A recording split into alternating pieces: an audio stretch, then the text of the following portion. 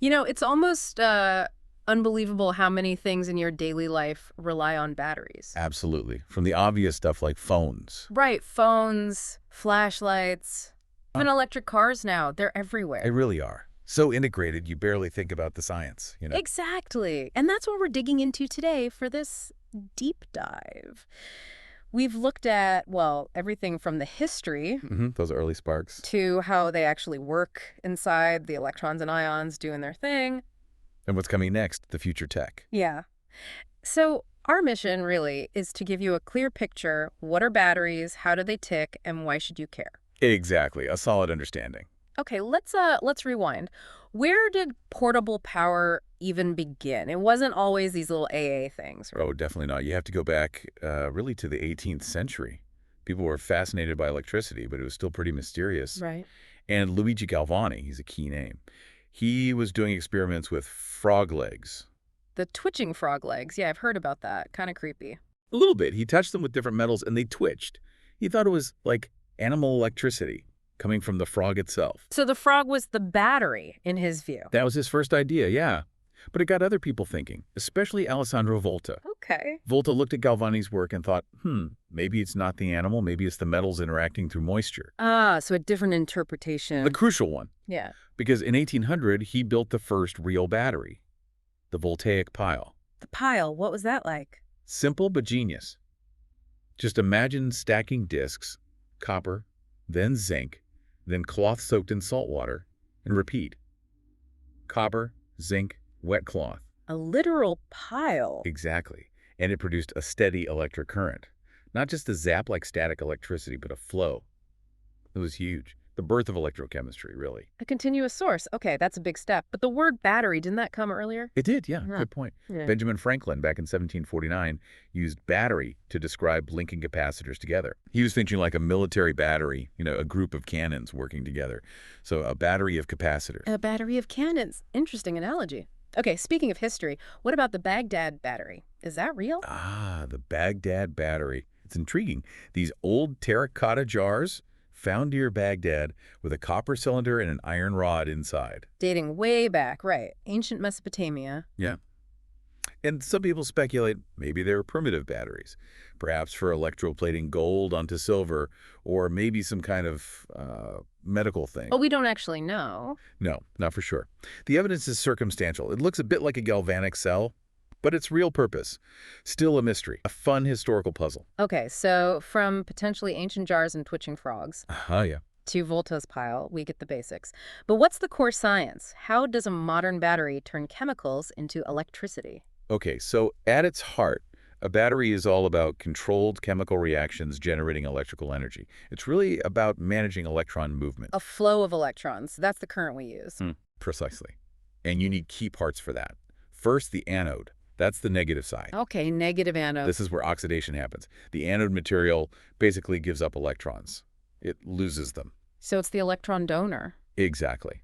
Then you've got the cathode, the positive side. Positive cathode. And here, reduction happens. The cathode material accepts or gains those electrons. It takes them in. Electron acceptor. Anode gives, cathode takes. Got it. But how do the electrons get from one to the other to, like, light a bulb? Right. They don't just jump across inside. You need an external circuit. When you connect your light bulb or phone or whatever, You complete the circuit. you complete the circuit. That gives the electrons a path to travel from the anode through your device doing work and over to the cathode. That movement is the electricity. Okay, that makes sense. But wait, if electrons are flowing out, what stops things getting unbalanced inside the battery? And why don't the anode and cathode just touch? Good questions. That's where the electrolyte and the separator come in. The electrolyte isn't just filler, it's crucial. It's a substance, could be liquid, gel, sometimes solid, that allows ions to move between the anode and cathode. Ions, charged atoms. Right. As electrons flow externally, ions move internally through the electrolyte to keep the charge balanced. If they didn't, the reaction would stop pretty quickly. So electrons move outside, ions move inside, keeping everything neutral. Exactly. And the separator, that's usually a thin, porous membrane between the anode and cathode. Keeps them physically apart, preventing a short circuit. Which would be bad. Very bad. But it lets the ions pass through the electrolyte. So it's like a bouncer at a club keeps the wrong things apart, but lets the right things ions through. A microscopic bouncer. I like it. Okay. So anode, cathode, electrolyte, separator. That's the basic recipe. But there are tons of different batteries. How do we sort them out? The biggest split is primary versus secondary. Primary. Those are the throwaway ones. Right. Single use. Yeah. Non-rechargeable. Once the chemicals are used up, that's it. Like your standard alkaline battery, zinc, and manganese dioxide are the key chemicals there. Common in remotes, toys. Yeah, the AAs and AAAs. Exactly. Yeah. Then you also have primary lithium batteries. Not lithium-ion, just lithium. Oh, right. I see those in like watches or cameras sometimes. Yeah. Lithium metal is very reactive, so they pack a lot of energy for their size, high energy density, and they last a long time on the shelf. Good for low-power devices that need to run for ages, like maybe some medical implants. High energy, long life. Makes sense. Okay, so those are primary. What about secondary? The rechargeables. Right, secondary batteries. These use chemical reactions that can be reversed. You use them, then you charge them back up. Like the one in my car, that big heavy one. That's a classic example, the lead-acid battery. Yeah. Still the standard for starting cars. Uses lead dioxide and sponge lead plates and sulfuric acid. And charging it just reverses the chemistry. Pretty much. The car's alternator pushes electricity back in, forcing the chemical reaction backwards, turning lead sulfate back into the original lead compounds. Okay. Then there were those older rechargeables. Nickel-Cadmium, Ninide. Nineade.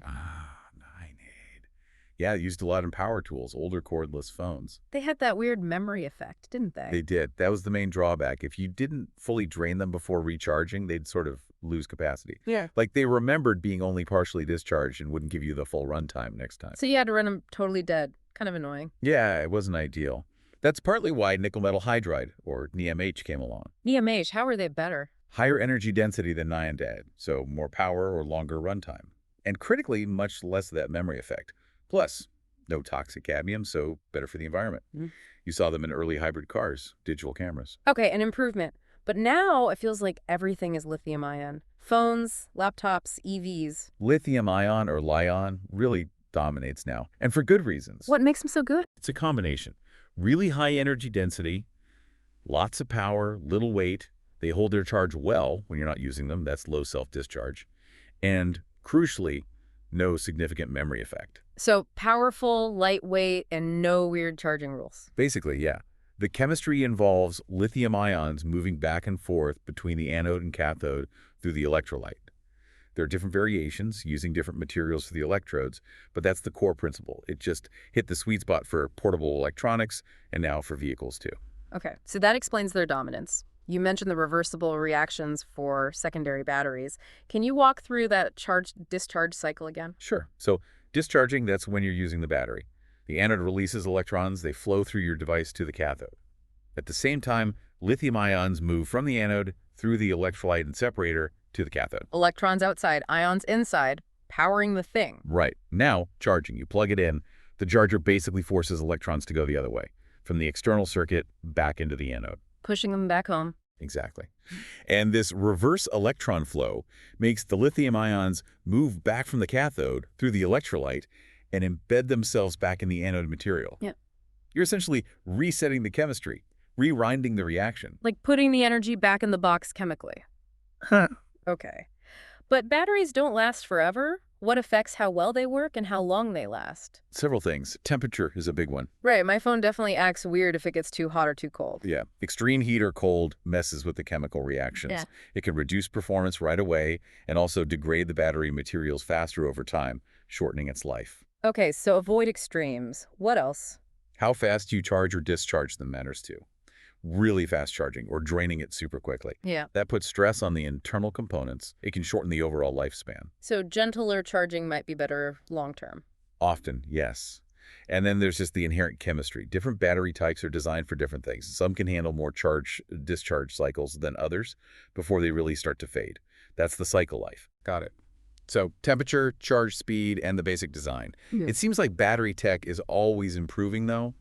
What's on the horizon? What's next? Oh, there's a ton of research. The demand is huge, more power, safer, greener.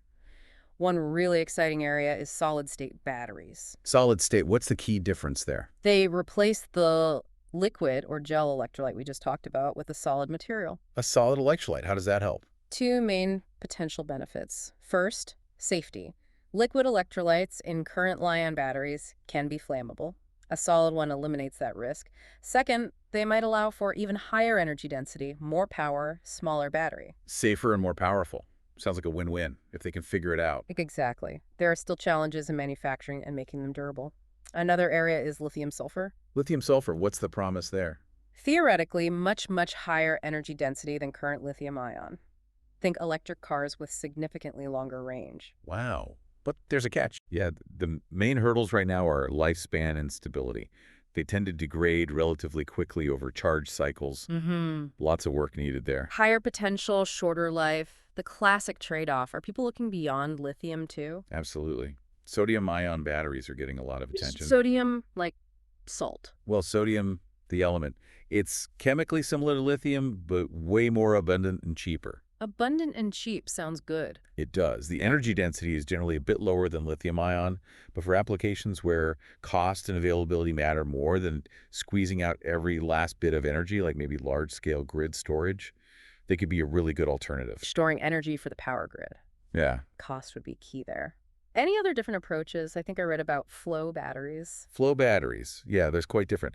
Instead of storing energy in solid electrodes inside the battery casing, they store it in liquid electrolytes, kept in external tanks. Liquid energy in tanks. How does Yeah. that work? You pump the liquids past a membrane, an electrochemical reaction happens, and you generate electricity. To recharge, you reverse the flow in the reaction. The big advantage is scalability. You want more energy. Just make the tanks bigger. So they could be massive. Exactly. Really well suited for grid-scale storage, helping to balance out renewable energy sources like solar and wind that aren't always producing power. Fascinating. But with all this new materials, bigger batteries, what about the environmental side? Making them, getting rid of them? That's a huge critical issue. Extracting materials like lithium, cobalt, nickel, it has an environmental footprint. And disposing of billions of batteries is a massive challenge. Right. So there's a major push for sustainability. That means looking for more sustainable materials, improving manufacturing efficiency, and crucially developing better recycling methods. Recycling seems vital. Can we actually get the valuable stuff back out? Yes. And the technology is improving. The goal is closed-loop recycling, where materials from old batteries are recovered and processed so they can be used to make new batteries.